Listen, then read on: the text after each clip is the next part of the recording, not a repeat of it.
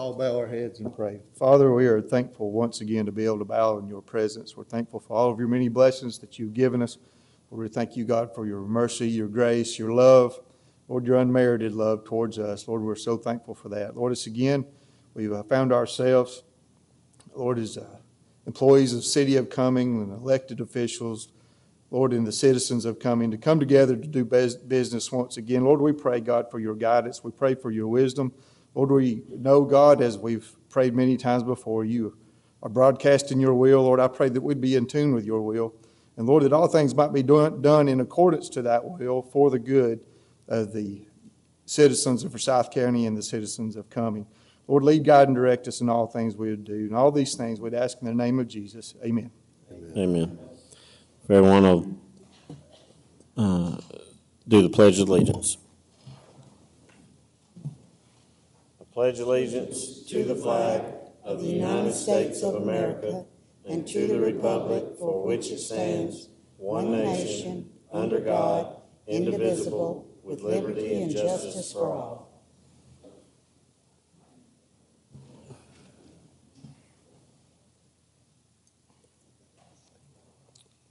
Next on the agenda is to consider the agenda for adoption.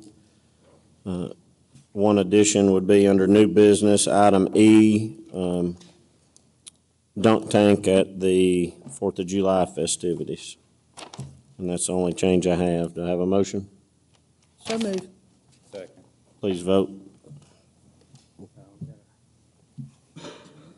Motion carries 5-0. Thank you. Next is adopting the meeting minutes from the work session of the meeting of June 5th, 2018. I have a motion. Motion to second. Please vote. Motion carries 5-0. Next is the executive session meeting of June 5th, 2018. I have a motion. Motion to adopt. Second. Second. Please vote. Motion carries 5-0. Next is acknowledgements. The city had a weight loss challenge that we started earlier this year. It ended up going for 4 months because we had some problems with some scales. And so. I have a problem with mine too. So we were getting some readings that were way out there, so we extended it for another month. But we did it with our employees, and the winners were Tom Bryson and Donna Cruz. So if y'all can come up, we've got some $100 gift certificates for you and some nice little plaques that we'd like to present.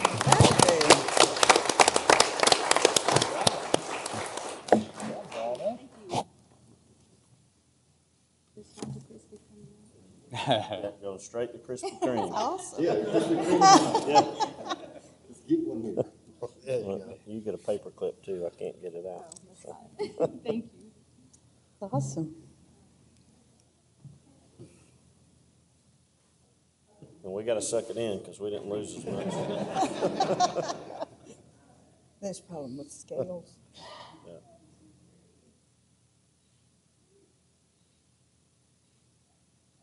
Thank you. Thank you, guys. Yeah.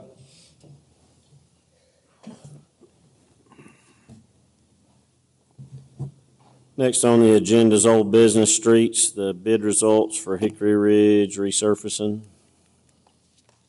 Good afternoon, or good evening, Mayor and Council. If you recall, we advertised 2 bids back in May. One was for milling of streets in Hickory Ridge subdivision, and another bid was for reclamation and resurfacing within that subdivision. Once we got the bids in for the milling, those bids came in a little bit higher than we thought we would like to have them. Due to that, we went back to our on-call contractor that does resurfacing within the city and got him to give us a quote for that work. With that being said, and the price that he gave to us as part of that, I would recommend us canceling or rejecting the bids for the milling outright, and then go ahead and let our on-call contractor or the city's on-call contractor for resurfacing handle the resurfacing for the 3 streets that he gave us quotes for. And he gave us a quote for those streets of Hickory Oak Hollow, Oakville Lane, in the price of $65,424.96. Oakville Lane between Pine Lake Drive and Hickory Ridge in the amount of $18,311.92. Hickory Ridge, $97,326.28. And Hickory Knoll, $78,801.72. Those all total to be $259,864.88.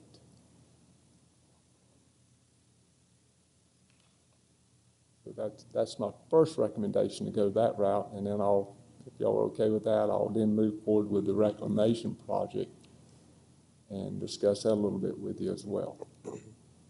Or if you have any questions about this part, I can answer them for sure. And so this quote is to mill it down and then resurface it for that number? Correct. That is correct. And if you all have seen out there, most of those streets, the existing curb and gutter is a roll curb. Over time, all those streets have just basically been paved over. The curb you barely can even see. So the end result would be to mill out those curbs, get those reestablished to function as they should, and then get the pavement back to the original elevation. Any questions on that part of it?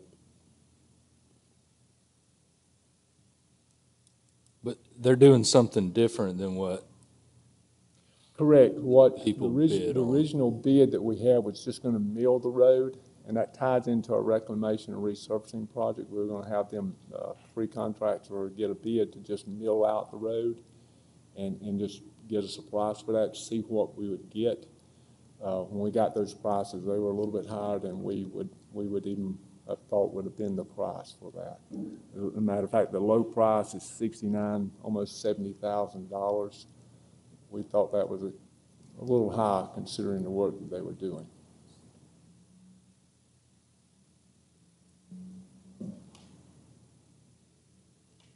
so we need a motion on the first one? No. If you want to move on to the second part. Okay. The second bid that we had was rehab or resurfacing, and that was basically kind of a misnomer there. It was a reclamation project. In other words, that's a process in which they take the existing road, mill it out, and then mix it in with cement to restabilize the road bed, and then resurface it with new asphalt. So that kind of tied in with this milling project to a degree, but we also had milling set up in this rehab project as well. So with that portion of this discussion, what we were thinking about doing is reducing the scope, allowing your on-call service contractor to do the resurfacing on these 3 other streets, and then the main road, which is Pine Lake Drive, which is probably from a condition standpoint is the worst scenario. It's really in bad shape. The rehab, reclamation process will bring that road back up to a level that it was basically when it was originally new. So, and what we would recommend on that was basically taking the bid that we've got from Blunt Construction, but we would reduce the scope of that bid. In other words, there was some resurfacing for the streets in Hickory Ridge. We would take that out.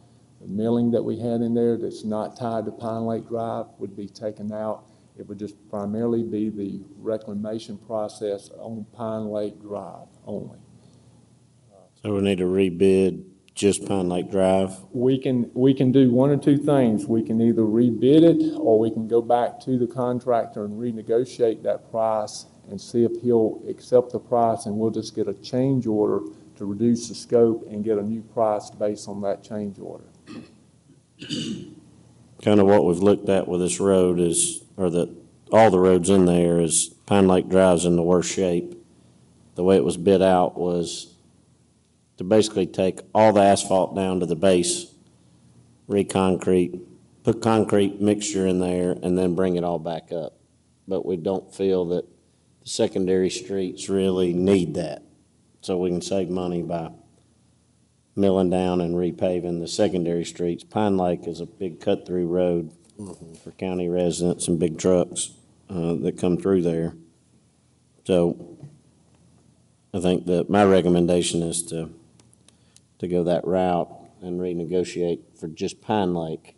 That $1 million number, the low bid, that was for doing all 4 streets, not, Do we have any kind of idea?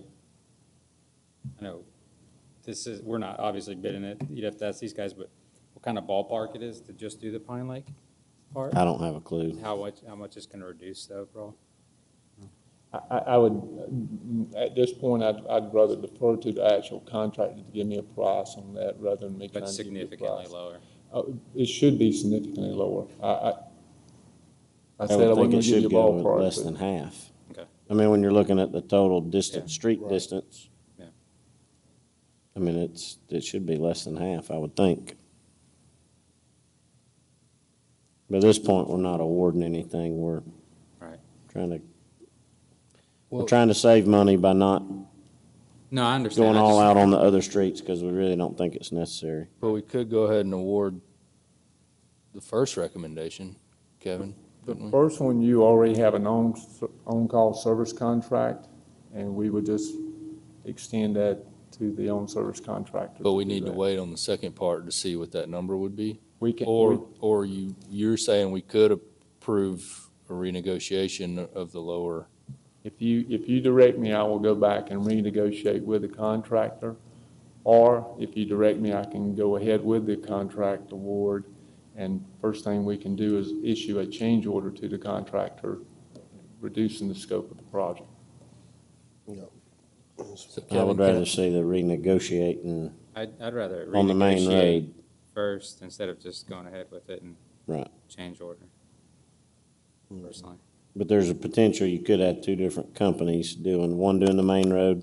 That's- At that case, you could go ahead and do the secondary roads now. Wouldn't you think? I mean, it wouldn't, That is, you're getting to the time frame. The resurfacing part can probably be done before school starts. The reclamation part is gonna be really tight to be able to do that, because you gotta remember, they're also doing other projects like this elsewhere, and they've gotta get that crew scheduled and get that work into their work log. So it's gonna be kind of tight on that, so. right. So just be aware of that. so Kevin, Mayor, I should bring up, before we get, I was looking something up based upon, I thought Mike asked me a question. You have to, under your procurement policy, do a competitive bid process for those if they're going to be a road project that is $20,000 or more. So we won't be able to just go to our on-call contractor. So we need to bid that out, It'll yeah. need to be bid out as well. Okay. I can reissue a bid announcement and have that back out next week. Is that how you so want to that's for proceed? the whole, so That's you what we would, have to do. you would Basically what rework it Kevin based said. on the information we have now and Correct. just do new bids? They're doing it 2 different ways. Right. Milling and resurfacing Hickory Oak Hollow, Oakfield Lane, and Hickory Ridge and Hickory Knoll. Okay. But then Pine Lake Drive, No, I get it. I just Jason trying to thinks figure that out it what we needs did. All right. more work. Right. So that's a whole different scope of work. Pine Lake Drive carries the most traffic. It also has the most trash vehicles, heavy trucks. It takes the more wear and tear in regards to the other side roads. And it's in the worst shape of all the roads too. And it shows the worst shape as well. Its condition is a lot worse than the other side roads. So do we need to reject all these bids and give him direction to To get a new rebid bid it. To rebid. Those 2 with 2 different scopes. I think it's the way we need to go. Can we do that all in one Do motion? we need a motion for that? Or? Who can we do it all in one Yeah. motion? All right, I'll make a motion to reject all bids and to give direction to rebid based on the 2 different scopes. Second. Please vote. Motion carries 4-0. Thank you. 5-0, I'm sorry. Thank you. Next on the agenda is amendment to zoning ordinance Good evening, Mayor and members of the council. You have in your packets a proposed amendment to our zoning ordinance. It's for the establishment of a planned unit development district. I've asked Jerry Whites, our land planning consultant, to come tonight, present it to you, and he, along with myself, will answer any questions you might have on it. We have advertised the consideration of this proposed amendment as a public hearing also, Mayor. Should we have Jerry present first or the public hearing first? I'm not sure. Do we need Jerry to present first or open the public hearing? I would go with Mr. White's presenting first.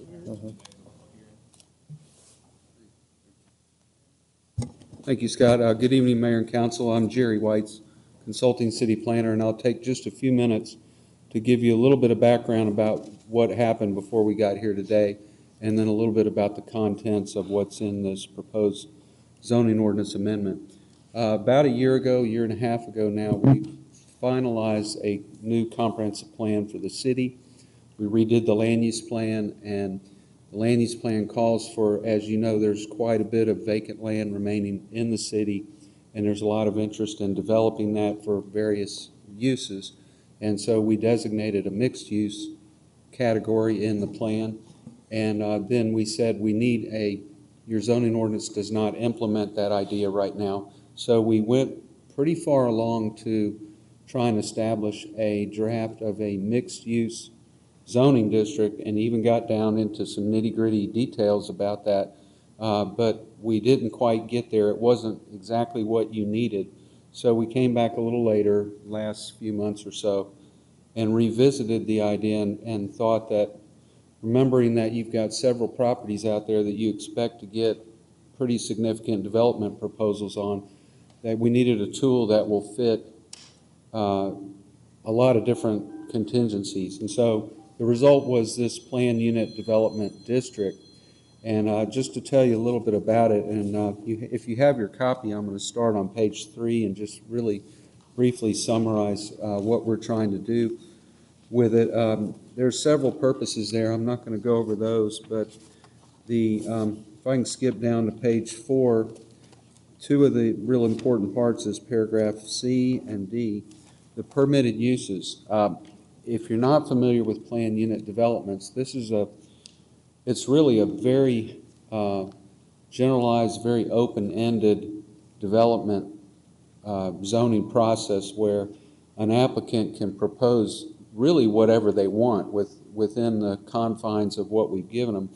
They can write their own zoning ordinance, so to speak. They can propose, they ask for the uses that they would like the council to approve, and then they write their own, what I call dimensional requirements, the setbacks, lot sizes for homes, lot coverages for residential and non-residential development. All of those factors, there are no rules coming in. The developer, the applicant comes in and proposes all of those rules. So it's very, very wide open, and you can see how if you agree to do this, it's going to ultimately fit all of the applicants that are, I think, waiting in line to proceed once the council decides what it wants to do. I think you're going to get applications pretty quickly for this. And so, again, the application will consist of a site plan, and it will tell you the permitted uses that they want. It will tell you the lot sizes, the setbacks, all sorts of, every kind of rule that needs to be made, they've got to come up with it and put it in their application. If you look at the bottom of page 4, we've loaded this up with a lot of requirements, and so it's not an easy thing for an applicant to go through and produce all this. It's quite a bit of design up front and consulting fees for the folks who are advising the landowner.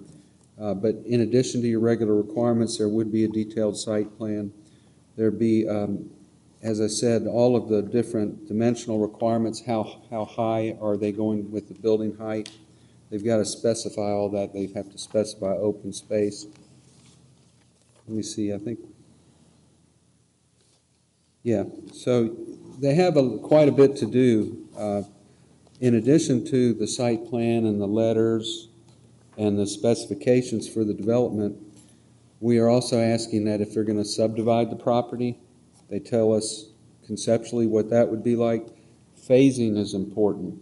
When we talked about the mixed-use district, there was concern about, I think they were, I don't know what Forsyth County's done, but I think there was reference to Forsyth County that they were doing some of these, and what the developers would do is they'd come right out of the chute and they'd build the multifamily, and then they'd never build any commercial development or something of that sort. And so we've asked for quite a bit of information that you can kind of nail down the general phasing of the project. Architectural elevations and cross-section drawings, meaning like a street level view of what any roads in the development are going to look like. And even to the point of suggesting additional design guidelines that they'll follow. Okay, so if the applicant turns all of that in, then the council considers it after review by the Planning and Zoning Commission, and if you like it, you can approve it, and all of their documentation is a condition of the approval. You can negotiate changes, and it's very much considered a negotiated process. Basically, we are not stating anything. We're not saying how much floor space per dwelling. We're not saying 30 units per acre. We're not saying anything in this ordinance. That's right. They're getting to do whatever they want to do and turn it into us. Well, that's about 99% true. There are a few things in here, like, for example, then there's a series of guidelines in here, which, if you don't like those, we can take them out or we can modify them. But I'm totally against letting them choose the amount of units per acre. Well, hold on 1 second. Let him finish. We'll talk about it. yeah, well, the one thing that we did, that I put in there, based on my experience as a planner in other communities, is that I don't think you want to allow a lot size to go down below 5,000 square feet and 6,000 square feet in a 50-foot lot width. There's a lot of developers these days that would like to build 40-foot lot widths, and I feel like that's getting too crowded for me, because then you've got like 5 feet or less setbacks, and you may not even have 10-foot separation between buildings. But we did consider the issue of density, and when we did the mixed-use district, we were planning on setting like an overall density, and I think we decided that we just didn't want to pre-specify that you could get good design in an area that had mixed-use residences that was, say, 20 units per acre or even more, and in other cases, the density might need to be less. But I didn't think we could arrive at a consensus where we said, well, this is going to be the maximum density. If the council wants to do that, we can insert that. I have another question. You said 5,000 square feet should be probably your minimum? The very smallest lot that you would. That's not in this. It is. It is under a Where? guideline. It would not be binding. It's in the guidelines on page 7. So Linda, what this does is it gives flexibility to both sides to Oh, come I up. see. You can write your own plan, and then if we agree to it, But you've it got gives you, what you want. but it gives you flexibility to come up with something that's not so constrained by traditional minimums and maximums. But at the same time, they can turn in and say, well, this is what we want. You can say, no, we want 12,000 square foot lots and 2 units to the acre. Where is the 5,000 square feet on page 7? It's 6,000 at the very bottom of page 7. 6,000, okay. That says it shall not be smaller than, but the council can decide, well, we want it to be, I'm just pulling a number out of the hat, 10,000. Right. They can turn in whatever they want, then it's up to the council to decide But see, if this is what you want to approve or not. And It that's- doesn't mean that you have to give it to them. Right. That's exactly right. And if you have if you have the minimums and maximums like in R3, say the minimum is 4,000 square foot lots, and they turn in for 4,000 square foot lots. That's a constitutional zoning they don't need any variances for, and there's no negotiation really. We can turn it down or deny it, but with this, it gives you flexibility on both sides to kind of come up with a plan that meets the purpose and intent of our comp plan, of these guidelines that we have in here and different things. I basically see this as really increasing the amount of people who move to the city. Well, that's coming anyway. That's what I'm trying to tell you. What is our density in R3, Scott? 8 units an acre. They can apply for that right now, and that's a constitutional zoning. So we get 8 units an acre is not 30. well, if they can get 30 in CBD zoning, right now, they can already do that. CBD, yeah. So that's what I'm fine. saying, but this not would, total housing. but this would encourage mixed use, you have to have some mixed use development. There's guidelines for Looks that. like very little. I don't see that you have to have a lot. Show me where you do. That's all part of the process, that when they turn it in, you can say, well, no, we want more commercial. We want less housing. After somebody's done a really expensive design and turned something into you, and there's a little commercial, do you really think we'd turn it down and say, nope, you gotta have more commercial? Yeah. Yeah. If it's not a good plan, I know we would.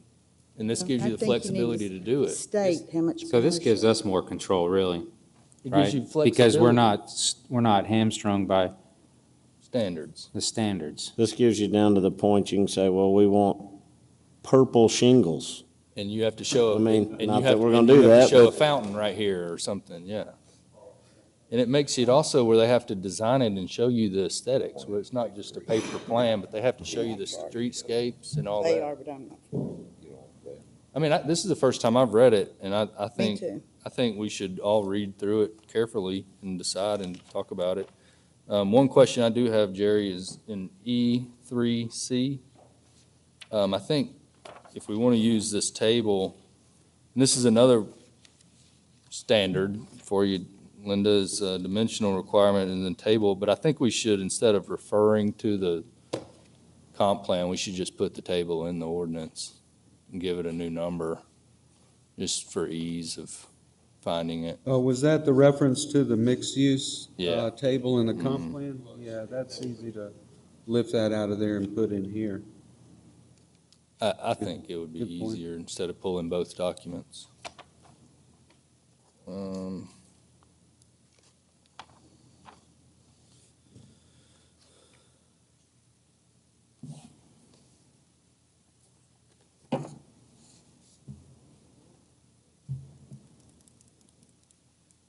And I agree. I think we need to be able to look through it and Yep.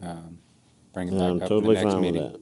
Is there anything affirmative and that's a shall, not a should, that says that there needs to be mixed uses, whether they're residential? I think maybe something more, maybe a little more affirmative like that might help, that says you can't apply for a PUD and then do 1,000, 5,000 square foot lots, right? So it says if you apply for this, no matter the size of the land, it has to be something creative and something mixed use. Yeah, you could do that. Yep. I'd like to see something like that. You say that again, Christopher, would you ask? Well, where you couldn't use it as a way to say, okay, it's free standards, so I just want 800, 4,000 square foot lots, so I'm gonna apply for the PUD. Instead, if you apply for the PUD, it has to be a creative, Different than, mixed use, mixed type of, which is all in the guidelines and stuff, but I think that needs to be a little stronger to say it has to be that. Okay. Has to be something that's shall, you know. Still don't have any amount of commercial that you shall have. You Because just it say- doesn't always, I mean, if you have 10 acres next to, in between two residential neighborhoods, you might want to do a 50,000 square foot lot part and a 10,000 square foot lot part. And you couldn't do that unless you did 3 different zonings, or you could do a PUD. It just allows you some flexibility. It lets the professionals be professionals, but it still gives us teeth to turn it down and to work with them. True, but it still doesn't say, if you got 10 acres, 3 of them should be commercial. But that's up to you guys to Seen how say well that works with the county. I think it should be in there. It doesn't work anyway. They don't build it. Well, in the county, they didn't, that's true. The county let them rush ahead and build And then if you have those apartments and stuff standards, and forget the There's 10 commercial. acres and you have those standards, they're automatically going to say, okay, 3 acres commercial, 7 residential. Where in this, they might say, it might look better to have a little trail right through here, do the commercial like this and do that. And it might be 2.5 acres, but there might be a trail with it, there Well, might be that open you just space. asked for a change. You asked for, This makes it easier without variances and restrictions. That's all I'm saying. Yeah, but I'm saying it makes it real easy to not stick in very much commercial. I understand. That's- But you'd that's have to the approve that, council, though, Linda. to say, Yeah. no, we want more commercial. They can apply for it. But you can say, no, we want more commercial, and that's the only way we'll approve it. And I think when you read through the guidelines, it's pretty clear, like the intent, and if you read through our comp plan, it's clear that most development left is going to have commercial components.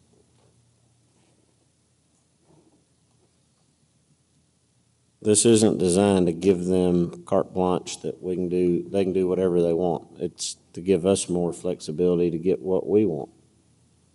I I think mean, so. it gives to the point of, you can pick it down to the roof color. But Mayor, Linda, if I- I agree with you. If there's some ways to not be too restrictive, but to keep it, come up with them and let's look at some changes.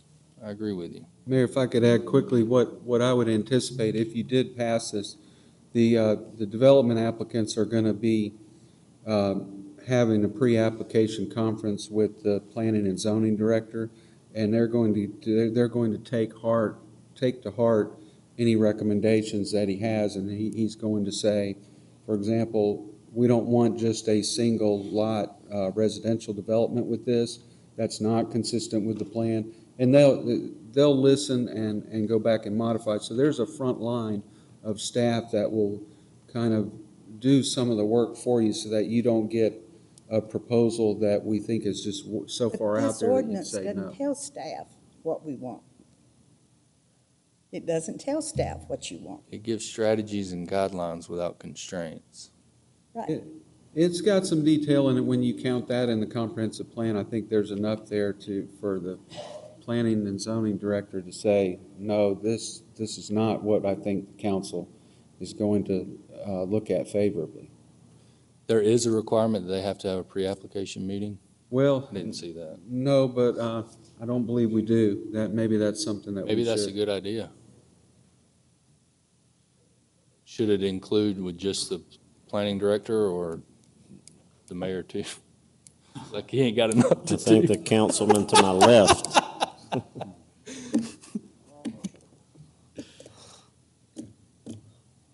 Thank you. Thanks. Thank you, Mayor. Thank you. So we don't need an action.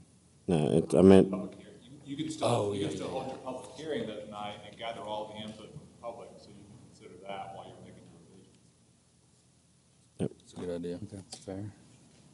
I have a motion that we go into public hearing. So moved. Second, Second. please vote. Motion carries 5-0. Is there anyone that would like to speak in favor of the PUD ordinance? Anyone that would like to speak in opposition? Public meeting's now closed, or do I need a motion to close? Need a motion to close the public hearing. So moved. Second. Please vote. Motion carries 5-0. We'll talk about this at the next work session. And read it. I need to read it. Next on the We all do. Next on the agenda is the Fairgrounds Fair Board appointments. Since the appointments were made at the last meeting, I've had several members of the new Fair Board come to me with recommendations on names they'd like to add. So I'm going to read the names, and then it's up to the council if you want to add them or not. How many members you got already? We have 14 members. We can take up to 20, the way it's designed now. it's kind of my recommendation to the board to either take all 5 of these or none. Since we had already turned a list in, everybody had gave their names, but it's up to the board, do as you wish. But the names are Brian Tam, Jay Guidry, Andy Coleman, Nicole Causey, and Hunter Hill. Any discussion? You said members of the board brought these names to you? Yes. Members of the Fair Board, not. Yeah. Members of the Yeah, Fair that's- Board. I feel like, my opinion is the city council, everybody brought who they wanted to be on there, and when the board got on there and started choosing sides, what it seems like to me, and trying to get people for them, my opinion is to not add anybody else at this time. Not that they're not good. Not that they're not good or I have anything against any of them, I just think we put up our names and appointed people, and It was not the city council bringing these names forward. Right. This was members of the new Fair Board that brought these names forward. I agree. I think we made the decision. That was our decision. That's how the Fair Board's supposed to be set up. I think we should stick with that, the original. And that's not to say somebody couldn't be added or removed in time, but it needs to be for the right reasons. Any other discussion? There's no need to vote on it if we're not adding. Okay. Next on the agenda is new business, Cumming Aquatic Center, request to replace motors for the competition pool filter and chemical feed system. Hello. Well, thanks for taking the time to hear me tonight on a couple of agenda items. So the first, I've obtained quotes to replace, not to replace, but to have spare motors for our competition pool and then for our instructional pool / an outdoor leisure pool, because they take the same size motor. They're about the same size in terms of water volume. We do not have any spares on hand, and we did have a competition pool motor on hand when we first opened, and we used it in 2016 when we had a flood and we had to replace the motor in the pump room. So this was a budgeted item for 2018. I believe it was $8,000 that I had originally included in the budget in the equipment GL. I did obtain quotes from North Atlanta Electric Motors, which was a total of $6,996. North Georgia Electric, which was, well, I should say that there's 2 different types of motors. There's WEG motors and Tech Top. And there was some debate about which is better. But it's our opinion, and it was the opinion of 2 of the 3 of our vendors, that the Tech Top motors would be better suitable for us. They're closed motors, and they're actually more affordable too. So North Georgia Electric, the price for the motors was $4,941.82 plus freight, or including freight. And then from Gainesville Electrical Supply, it was $4,865 plus freight. So the last 2 are pretty similar, but the quote from North Georgia Electric includes freight. It'll end up being cheaper, the cheapest of the 3 quotes. So it's my recommendation that we purchase a 60 horsepower motor and a 25 horsepower motor from North Georgia Electric. Any questions or discussion? These are just replacements or backups? Backups, because the lead time to get one is a couple of weeks. And if we didn't have, I mean, that's a significant, that puts a significant dent in our business if we don't have them. We had 6,000 in the budget? Actually, I included 8,000 Eight. in the original budget. So it still comes, and we can get them for $4,941.82. Any other questions? Do I have a motion? Motion, we accept the bid from North Georgia Electric. A second? Second, please vote. Motion carries 5-0. Thank you. Next is request to award bid competition pool mounted bleacher fans. Okay, so since the last council meeting, we've been able to obtain quotes from 3 companies to replace the fans. These are the ones that go above the bleachers in the competition pool. It's really hot up there, and especially at this time of year, to be honest. And I will say that the prices did go up from what I had originally included in our budget in the 2018 budget. But that price didn't include electrical, so the price of the materials did go up, and then electrical on top of that. So the first bid is for Go Fan Yourself, which is $36,250.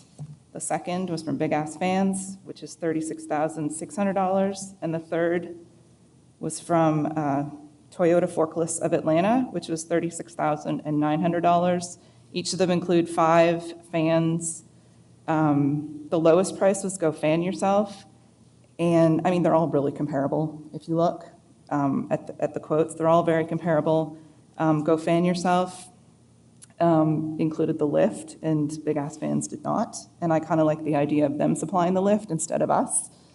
So it's my recommendation that we would go with Go Fan Yourself. They've got a better warranty too. I was gonna, well, do they? I mean, the warranty. It's pretty comparable. So the warranty, the lifetime on the hub and foils, so that means 7 years after they stop manufacturing it, so it's not really lifetime. They both have the same warranty on labor, and then it's the 10 years. Honestly, I would be fine with either of those quotes. I wonder if that 10-year motor might be worth it.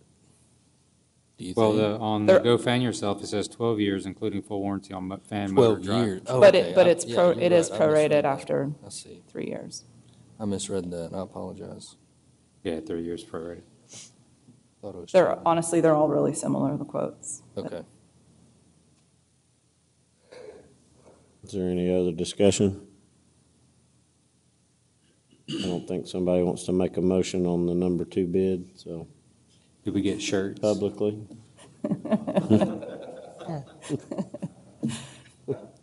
Second. So we have a motion. I'm going to make a motion to go with, award the bid to Go Fan Yourself. You have a for second? $30.60. Please vote. Motion carries 5-0. Thank you. Thank you very much. Next is Park and Rec, request to award bid for fall brochures. Thank you, Mayor. We are busy at the rec department trying to make it through a hot summer up to this point, but we're trying to keep our eye toward the fall and the winter with our programming and everything after school gets back in. We have solicited bids for the printing of our fall brochure. We received 2 quotes back. This will be 30,000 copies of a 16-page brochure that will be distributed throughout the Forsyth County schools. We received the bid from Digital Rio, which is located in Marietta, $4,776. And the other bid we received was from the Graphic Edge in the amount of $6,378. We have worked with both companies in the past, and they have performed very well for us. We are recommending that we go with the low bid from Digital Rio, $4,776. This will be us putting the copy-ready brochure in their hands in July in time to get them back before school gets back in, have them in the schools before open house. Any discussion, questions? I make a motion, we go with the low bid. Second. Please vote. Motion carries 5-0. Thank you. Thank you, Mayor. Next on the agenda is planning and zoning, annexation fees. And I can handle this one, I guess. We have had a lot of people have came to me wanting to annex into the city of Cumming. SPLOST negotiations tend to want to revolve around the number of residents in the city. So I think we ought to make it easier for people to annex if they so choose. So it's my recommendation to the board to eliminate the annexation fees and zoning fees, rezoning fees for new properties that want to come into the city of Cumming. Good, I'll make that motion. We got a motion, we have a second. Second. Please vote. Motion carries 5-0. Thank you. Next is utilities request to purchase equipment, tractor and bush hogs. It's just one hog, I promise. Okay. We have, we have 3 bids. The high bid was Nelson Tractor Company for a John Deere tractor and bush hog in the amount of $64,879. And the low bid was from Ag Pro in Gainesville in the amount of $59,999. And we recommend going with a low bid. Is there any discussion or questions? This is probably in your budget, wasn't it? Yes, ma'am, this was a budgeted item, and it was budgeted for this year. John, why is he going with a lower horsepower, John Deere tractor than what he's trading in? Than what he's trading in. They have looked at all those tractors and determined that this is the one that they really need. It's better suited for the Right size and Yes, sir. everything? where, Okay. where they're going to be going. It's a very strong tractor, has a lot of skid plates on it, so we can go out on those sewer lines to clear them. So, Yeah. but they've tried several out, and this is the tractor they determined was the best for the job that they've got. Have any other questions? Make a motion to approve the low bid. Second. Second, please vote. Motion carries 5-0. Thank you, Mayor and Council. Next, number 2, request to purchase equipment, mulching head. So this is a device that will go on this tractor. It was also budgeted for 2018. We got a high bid from Ag Pro in Decula in the amount of $25,155, and the low bid came from Mason Tractor Company in Cumming in the amount of $22,600. So we recommend going with a low bid for this mulching head to help us clear the sewer lines. Local. Yeah, it's good to deal with local if you I know, I can. was glad of that. Any questions or discussion? I have a motion. Make a motion, we take the low bid for the Mason tractor. Second. Please vote. Motion carries 5-0. Next is request to award bid the Sawmill Branch Gravity Sewer Emergency Line. Right, we had 7 bids on this one. We're recommending going with the second lowest from Strack in the amount of $4,851,696.00. Have any discussion or questions? Yeah, why is that the recommendation? This is the lowest responsive bid, the one that met all of our requirements in the bid document. Have you dealt with them before? Strack is one of the best contractors that we've dealt with over the past 20 years, so we highly recommend Strack.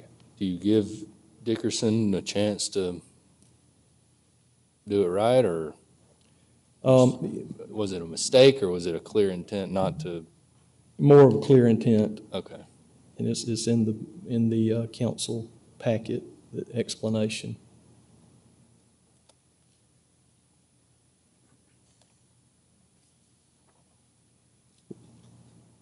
Have any other questions? Well, make a motion that we accept the bid from Strack Inc.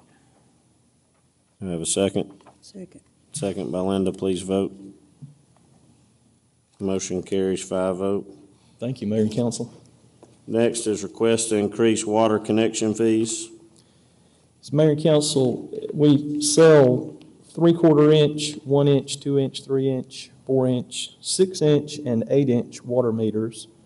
Currently, if you'll look on your screen there, in red is what we charge for water meters. For example, a residential water meter is a 3/4 inch meter, and currently we charge $1,200.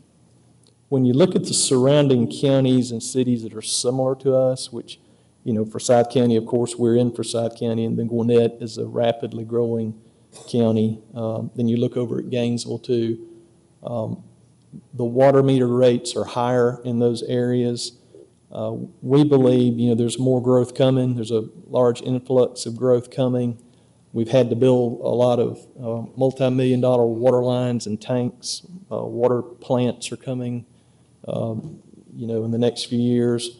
And we believe it would be prudent for us to change our water meter fees and raise them. The proposed is in the black, so we would go from $1,200 to $1,600 on the 3/4 inch. If you look all the way up at the 8-inch, we would go from $50,000 to $101,000. And that's more in line with, Gwinnett County is double that. They're $214,000. And then Gainesville is cost plus, so they would be well above the $200,000 mark with the cost plus the way they calculate it. So I believe we should move up to come more in line with what the county is charging, and that way we can prepare for the growth that's coming in our water system. Why are we lower than the county? Why are we lower than the county? They're double on the 8-inch. They really are. I'm sure that they looked at rates, Linda, and looked at the need to expand their water lines and their system, their plants and everything, and determined that it was necessary to go up, just to meet all those bills that they were going to face. So that's what we're doing now. We're seeing more growth to bigger lines, kind of like the one that's going up Triple Gap Road. It's a 36-inch line. And then a larger water tank that's going behind the Belk Shopping Center, a 2 million gallon tank, and then also some other, capital improvement projects that are on the horizon. So you're just putting us in line with the county? Yes, ma'am. At this time, in Gwinnett, if you look at their numbers, they're higher in many cases, much higher. What, do you think the county will be raising theirs anytime? I mean, when's the last time they did it? I'm not sure if the county is raising their meter rates. I know they're doing a rate study currently. Because they're well behind these other groups. And these are more like impact fees. In essence, the meter itself doesn't cost, maybe it costs $200. The remainder of the money goes into the system to help make sure the pipe's big enough and the water treatment plant's big enough and the tanks and all those things. For all the infrastructure. Have any more questions or discussion? Have a motion? I'll make a motion to increase the water connection fees as proposed. A second. Second, please vote. Motion carries 5-0. Thank you, John. Thank you, Mayor and Council. The next is item E that we added to the agenda. During the 4th of July festivities this year, we're going to have a dunk tank. And we've got a long list of elected officials that I have twisted their arm and got them to agree to get in there and people pay money to try to dunk them. So the list is myself, Chad Crane, Chris Light, Jason Evans, Ron Freeman, Greg Allen, Dennis Brown, Todd Levant, Laura Manson, Pete Amos, Greg Dolezal, Sherry Gilligan, and Mark Morris. So there's about 6.5 hours of fun people can have dunking all of us. The idea is to charge money for people to take their shots to try to dunk them. And what I would like to do is recommend to the council that the money that we raise at the dunk tank, that we donate that money to Creative Enterprises to help out that nonprofit that's in the city. Is there any questions or discussion? You're not going to publish the schedule when we'll be up there, are you? Yes, I'm meeting with Kelly Whitmire with the news as soon as we finish. You know how much you're wanting to charge? I don't know. I would think it's probably $1 a throw or something like that. And it's for charity. Yeah, I think you could charge more. And we also, Hey, it's for charity, right? Deterrent. No, it's not. Commissioner Mills can't be there. She'll be out of town, but she's going to make a $200 donation to Creative since she can't be there. So I think she was anticipating a lot of people throwing at her. I don't know. There'll be a cage around that, right? For some of us. But I have a motion that we donate the proceeds from the dunk tank to Creative Enterprises. So moved. Second. Got a second? Please vote. Motion carries 5-0. Thank you. Next is announcements. The Cumming Playhouse, upcoming Playhouse shows are Camelot from July the 12th through August 15th, Thursday, Friday, and Saturdays at 8, Sundays at 3. Upcoming events are the 4th of July festivities. We have the Steam Engine Parade at 10. That will end at the fairgrounds, an all-day festival until the fireworks at 9:30 that night. There's going to be hot dog eating contest, pie eating contest, pizza eating contests. We've got a zip line, all kinds of fun stuff. And we just had a successful, the first music festival in the city. And the Fridays at the fairgrounds went really well. That's it, unless Kevin knows a reason for executive session.